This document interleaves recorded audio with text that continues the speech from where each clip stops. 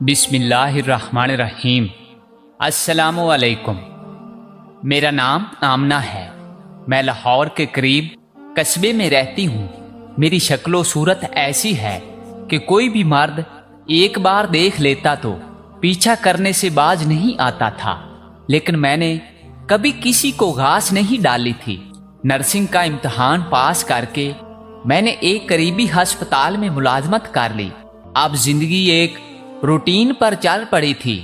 بہت سے مرد مجھ سے شادی کے خواہش مند تھے، کئی اچھے گھرانوں سے رشتے بھی آئے۔ میں نے صرف اس لیے انکار کر دیا کیونکہ مجھے ابھی شادی کی کوئی جلدی نہیں تھی۔ میں اپنی جوانی اور شباب کے دنوں کا لطف لینا چاہتی تھی۔ جب کوئی مرد میرے راستے میں کھڑا ہو کر آہیں بھرتا تو مجھے عجیب سی تسکین ملتی تھی۔ جب لوگوں کے منہ سے اپنے حسن کی تعریف سنتی تو میں اندر تک انجانی سی خوشی محسوس کرتی تھی۔ کہتے ہیں خدا جب حسن دیتا ہے نزاکت آ ہی جاتی ہے۔ یہی معاملہ میرے ساتھ بھی ہوا تھا۔ کوئی چیز نازک طبیعت کو پسند ہی نہ آتی تھی تو وہ مرد اتنی جلدی کیسے پسند آ جاتا جس سے شادی کر کے ساری عمر گزارتی تھی۔ ویسے بھی مجھے ابھی شوہر کی ٹانگیں دبانے اور خدمت کرنے کا کوئی شوق نہیں تھا۔ ابھی تو میرا اپنا نخرے اٹھوانے کا وقت تھا، تو میں کیوں دوسروں کے نخرے اٹھاتی؟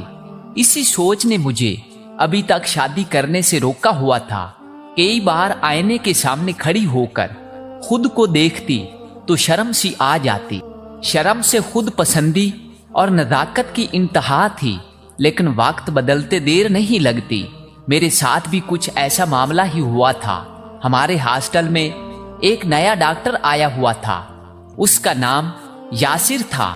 وہ دیکھنے میں ان تمام مردوں سے زیادہ خوبصورت تھا جنہوں نے آج تک میری زندگی میں آنے کی کوشش کی تھی۔ ساری نرسیں اس سے باتیں کرنے کے لیے ترستی تھیں، لیکن وہ اپنی دنیا میں مگن رہتا تھا۔ کسی کے ساتھ بلا مقصد بات نہیں کرتا تھا، نہ ہی کسی کے ساتھ بیٹھ کر کھانا کھاتا تھا۔ خاموش رہتا تھا، خوبصورت اور جوان تھا۔ یہ پہلا مرد تھا جس کو دیکھ کر میرے ماتھے پر پسینہ آتا تھا اور میرے دل کی دھڑکن تیز ہو جاتی تھی۔ ہسپتال کی ساری نرسیں اور عملے کی جوان لڑکیاں اس سے بات کرنے کا بہانہ ڈھونڈتی تھیں، لیکن وہ اپنی دنیا میں مگن رہتا تھا۔ جب کبھی راستے میں اس کے ساتھ میری ملاقات ہوتی تو وہ ہلکی سی مسکراہٹ دے کر گزر جاتا تھا۔ یہ اس کے سلام کرنے کا انداز تھا۔ میں خود کو بڑی قسم کی چیز سمجھتی تھی، اس کے آگے کنفیوز ہو جاتی تھی۔ اگر کبھی اس سے گفتگو کا موقع ملتا تو میرے ہاتھوں کی ہتھیلیاں پسینے سے بھیگ جاتی تھی۔ پھر ایسا اتفاق ہوا کہ ہماری دونوں کی ایک ہی وارڈ میں رات کی شفٹ میں ڈیوٹی لگ گئی۔ آدھی رات کو وارڈ کا چکر لگا کر ہم کولیگ ریسٹ ایریا میں بیٹھے ہوئے تھے کہ ڈاکٹر یاسر نے سب کو مخاطب کر کے کہا کہ مجھے چائے کی شدید طلب ہو رہی ہے۔ کوئی نیک انسان ہے جو مجھے اچھی سی چائے پلا دے؟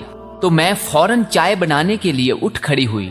مجھے اچھی چائے پینے اور بنانے کا شوق تھا اور اپنے لیے بھی چائے خود ہی بناتی تھی۔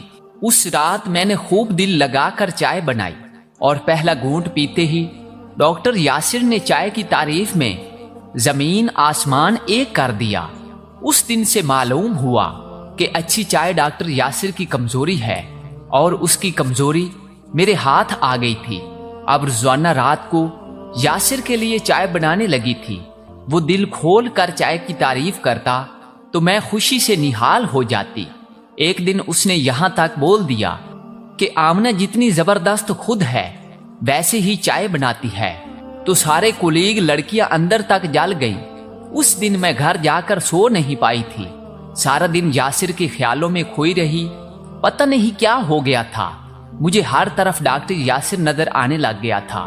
وہ بھی شاید مجھ میں دلچسپی لینے لگا تھا، اور کیسے نہ لیتا، ہسپتال میں سب سے زیادہ خوبصورت میں ہی تو تھی۔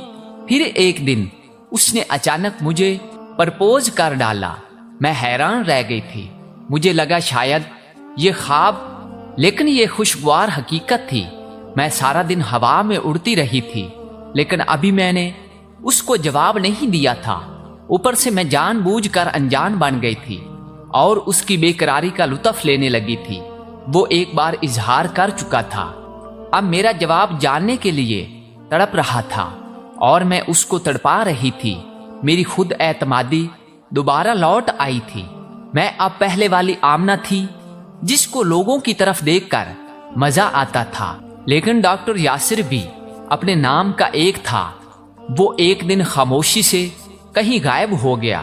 میں سارا دن اس کو ہسپتال میں ڈھونڈتی رہی، لیکن وہ نظر نہ آیا تو میں بے قرار ہو گئی۔ ریسیپشن سے اس کا نمبر لیا اور دھڑکتے دل سے ملا ڈالا، لیکن نمبر بند جا رہا تھا۔ میں مزید بے چین ہو گئی۔ اگلے دن بھی وہ ڈیوٹی پر نہیں آیا۔ کسی کو کچھ پتہ نہیں تھا کہ وہ کہاں ہے۔ میں پاگلوں کی طرح اس کا نمبر ملانے لگی، لیکن رابطہ نہیں ہوا۔ میں بے چین ہو گئی، ہر چیز سے دل بیزار ہو چکا تھا۔ نہ تو کام میں دل لگ رہا تھا اور نہ گھر پر۔ شاید وہ میرے جواب دینے سے ناراض تھا، لیکن ایسی بھی کیا ناراضگی، بندہ رابطہ تو کرے کم از کم۔ مجھے جھنجھلاہٹ ہونے لگی۔ جب وہ تیسرے دن بھی ڈیوٹی پر نہ آیا تو میں نے ریکارڈ والے رجسٹر سے اس کے گھر کا پتہ نوٹ کیا اور ڈیوٹی کے بعد رکشہ پر بیٹھ کر سیدھا اس کے گھر پہنچ گئی۔ آسان سا راستہ تھا اس کے گھر کا۔ دوسری بیل پر ہی دروازہ کھلا اور ایک پورا اعتماد اور خوبصورت سی خاتون اینک درست کرتے ہوئے سامنے آئی۔ جی بیٹی، کس سے ملنا ہے؟ اس نے سر سے پاؤں تک بغور مجھے دیکھتے ہوئے پوچھا۔ میں پہلے ہی نظر میں سمجھ گئی کہ یہ خاتون ڈاکٹر یاسر کی والدہ ہے۔ اس کی طرح گورا رنگ، لمبا قد اور مغرور ناک۔ جی میرا نام آمنہ ہے، میں سٹی ہاسپٹل سے آئی ہوں۔ یہ ڈاکٹر یاسر کا گھر ہے؟ کہ میں نے ایک ہی سانس میں سب کہہ ڈالا۔ وہ مسکرانے لگی۔ بیٹی اندر آ جاؤ۔ میں ان کے ساتھ گھر میں داخل ہوئی تو سامنے ہی ڈاکٹر یاسر بیڈ پر لیٹا ہوا تھا۔ میرے دل کی دھڑکن بے ترتیب ہونے لگی، لیکن ایک دن کی مجھے ناراضگی یاد آ گئی۔ میں اس کے پاس جا کر بیڈ پر ہی منہ بنا کر بیٹھ گئی اور تنہائی میں ملتے ہی اس پر چڑھ دوڑی۔ وہ مسکراتا رہا اور بعد میں مجھے پتا چلا کہ وہ یہ سب جان بوجھ کر رہا تھا، اور میں جو اس کی محبت کا اقرار نہیں کر رہی تھی، اب بے چین ہو کر اس کے سامنے بیٹھی تھی۔ وہ بہت تیز نکلا تھا۔ وہ میری بے چینی بھانپ گیا تھا اور اس کو اپنی محبت کا جواب بھی مل گیا تھا۔ ٹھیک 6 ماہ بعد میں اس کی دلہن بن کر اس کے گھر آ گئی تھی۔ وقت تیزی سے بدل گیا اور میں یہ شادی نہ کرنے پر اصرار کرتی تھی۔ اب اپنی ہی باتوں سے مکر چکی تھی۔ شادی کے بعد ایک بالکل نئی خوشگوار زندگی کا آغاز ہو چکا تھا۔ اب ہم ایک ساتھ ڈیوٹی پر جاتے اور اکٹھے ہی واپس آتے تھے۔ 1 سال کیسے گزر گیا پتہ ہی نہیں چلا تھا۔ اب مجھے زندگی میں تیسرے فرد کی کمی کا احساس ہو رہا تھا، لیکن ابھی تک اس کا کچھ پتہ نہیں تھا۔ میں نے یاسر سے جب ذکر کیا تو مجھے کہنے لگا کہ پریشان مت ہوں، اتنی جلدی بھی کیا ہے، تم کو بچے کی ابھی زندگی کو تھوڑا انجوائے تو کر لو۔ میں تھوڑا مطمئن ہو گئی، لیکن کبھی کبھار یہ احساس شدت سے ہونے لگتا تھا۔ ایک دن ڈیوٹی کے دوران میرے بائیں طرف والے بریسٹ میں درد کی شدید لہر اٹھی۔ میں درد سے بے حال ہو گئی۔ ہاتھ لگانے سے اندر گلٹی سی محسوس ہوئی تو میں مزید پریشان ہو گئی۔ یاسر کو بتایا تو اس نے فوراً میرا چیک اپ کروایا تو ہوش اڑانے والا انکشاف سامنے آیا کہ مجھے بریسٹ کینسر ہو گیا ہے۔ میری آنکھوں کے آگے اندھیرا سا آ گیا۔ جیسے جیسے دعا کرتے مرد بڑھتا جا رہا تھا۔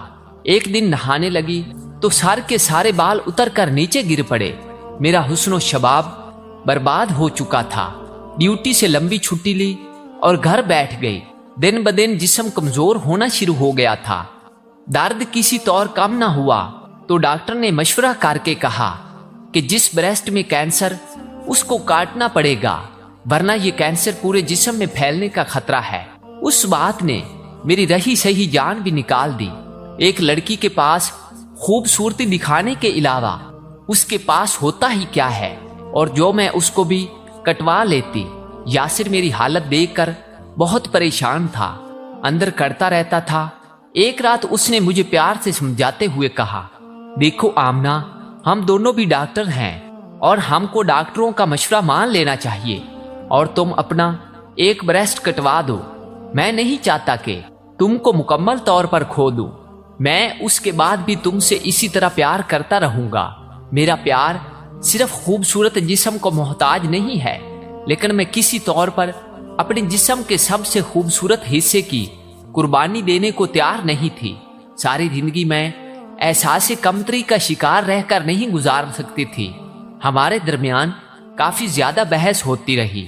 بہرحال میں جیت گئی اور یاسر نے وقتی طور پر پسپائی اختیار کر لی تھی۔ ہم نے دواؤں کے ذریعے علاج کروانے کا اصولی فیصلہ کر لیا تھا۔ پھر میرا علاج شروع ہو گیا۔ چونکہ میں اور میرا شوہر یاسر دونوں ہی ہسپتال میں ڈاکٹر تھے، اسی لیے میرے علاج پر خصوصی توجہ دی جانے لگی۔ ہر اچھی دوا آزمائی، لیکن یہ بیماری اتنی پیچیدہ اور تکلیف دہ تھی، اس کا اثر کم ہونے میں ہفتوں لگ سکتے تھے۔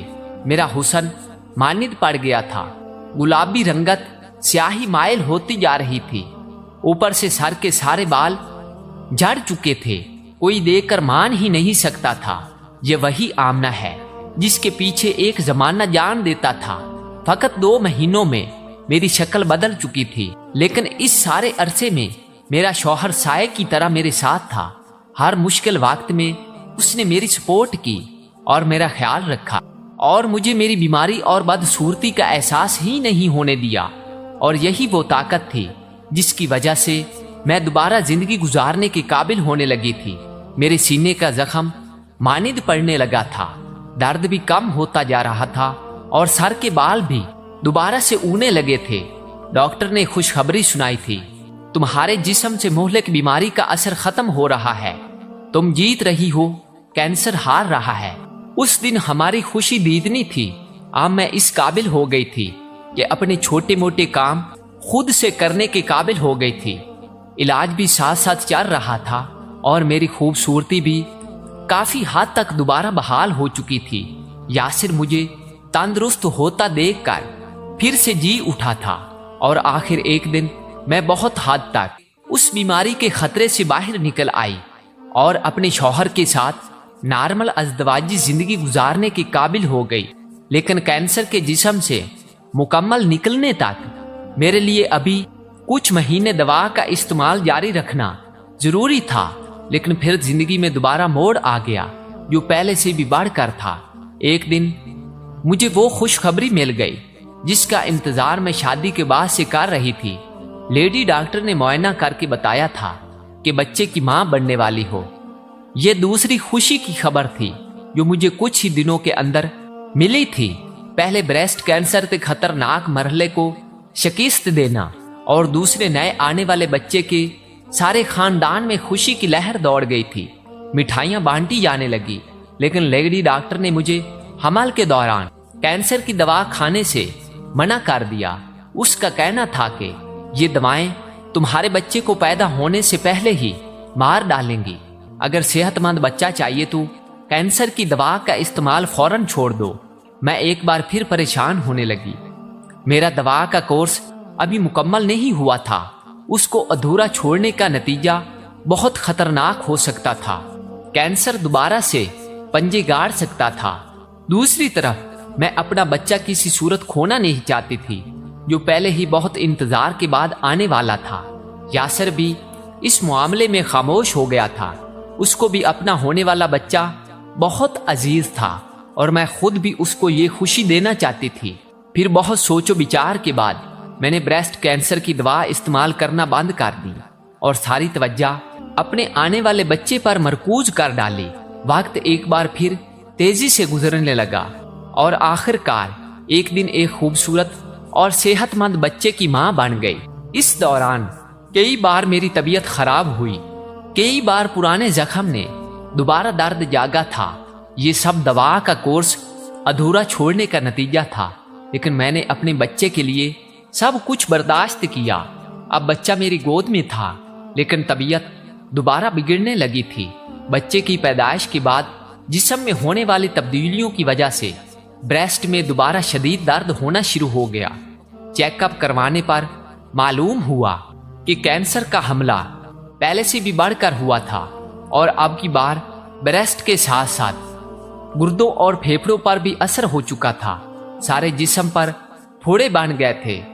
बच्चे को अपना दूध भी नहीं पिला सकती थी और कुछ ही दिनों में सर के बाल दोबारा से झड़ चुके थे। चेहरा दोबारा खौफनाक होना शुरू हो गया। आंखें अंदर को धंस गई थी। सारे जिस्म पर कैंसर के फोड़े निकल आए और मैं मुस्तकिल तौर पर चारपाई पर गिर गई। यासिर मुझे उठाकर पागलों की तरह अस्पतालों के चक्कर काटने लगा, लेकिन इस बार पानी सर से गुजर चुका था। अब सिर्फ पछताया जा सकता था। डॉक्टर्स का कहना था कि इस बीमारी का वाहिद हाल मुतासरा ब्रेस्ट कटवाना ही था, लेकिन तुमने अपनी जिंदगी में वो मौका भी जाया कर दिया। अब कैंसर सारे जिस्म में फैल चुका था। इलाज करवाने से कुछ हासिल नहीं होगा। जो जिंदगी के चंद दिन बचे हैं वो घर पर ही गुजार लो। मायूस होकर यासिर मुझे घर ले आया और बिस्तर पर डाल दिया। हर गुजरते दिन के साथ मेरी बीमारी में इजाफा होता जा रहा था। अब तो मैं चारपाई से उठने के लिए भी दूसरों की मोहताज हूँ। बाजुओं पर इतने जख्म बन चुके थे, आखिर मैं अपना बच्चा खुद से उठा भी नहीं सकती थी। बस खामोशी से लेटी उसको देखती रहती हूँ और सोचती हूँ कि मैं कितनी बदकिस्मत हूँ। अपने बच्चे का बचपन और जवानी नहीं देख पाऊंगी। कभी कभी दिल में सोच आती है कि काश उस वक्त यासिर की बात मान लेती तो शायद अपने खानदान और बच्चे के साथ खुशगवार जिंदगी गुजार रही होती। लेकिन उस वक्त तो मेरे ऊपर खूबसूरती का भूत सवार था। आज जब खुद को आईने में देखूं तो अपनी शक्ल से डर लगता है, लेकिन इंसान क्या करे, वो चाह कर भी परफेक्ट नहीं हो सकता। ना ही वो हमेशा दुरुस्त फैसले ले सकता है, क्योंकि कुछ फैसले बहुत ऊपर आसमानों पर तय पाते हैं। इंसान उन फैसलों पर एतराज तो कर सकता है, लेकिन चाह कर भी उनको अपने हक में बदल नहीं सकता। आज अपने माजी पर नजर डालती हूं तो अपना सिर्फ एक ही फैसला दुरुस्त नजर आता है, और वो है अपने शौहर को मरने से पहले खूबसूरत बच्चे देने का, क्योंकि उसने तमाम हालात में जितना मेरा साथ दिया वो कम अज कम उस इनाम का तो हकदार है ना। और मेरे लिए दुआ जरूर करें, शायद कि कोई मौजज़ा रूनुमा हो जाए और मैं वापस जिंदगी की तरफ लौट आऊं। अगर आपको हमारी ये वीडियो अच्छी लगी हो तो प्लीज हमारे चैनल